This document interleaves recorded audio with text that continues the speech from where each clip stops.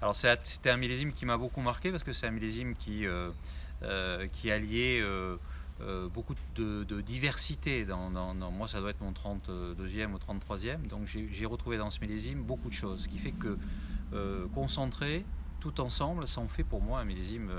J'aime pas parler du meilleur millésime qu'on ait jamais fait, mais ça fait un millésime qui compte beaucoup, beaucoup dans ma vie de vigneron et de vinificateur.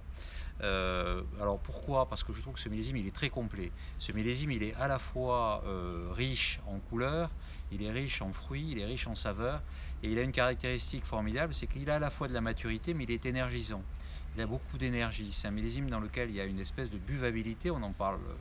C'est pas quelque chose de péjoratif de dire que c'est buvable. Même les grands vins, ils doivent être buvables, parce qu'autrement on les boit jamais. Donc cela, c'est vraiment un millésime dans lequel la buvabilité est quelque chose d'important.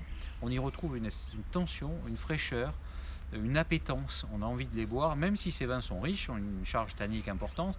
Mais ces tanins, ils sont à la fois mûrs, ils n'ont pas d'austérité. Ils sont là et ils sont tendus par cette finale. Et c'est un millésime dans lequel moi je me suis éclaté parce que je m'y suis retrouvé peut-être dans un vin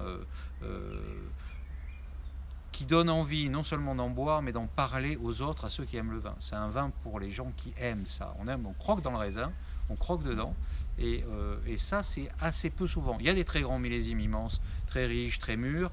Celui-là, il est très grand parce qu'il a à peu près tout. Il a cette fraîcheur, il a cette maturité, il a cette note qui est exceptionnelle sur la fin de la dégustation.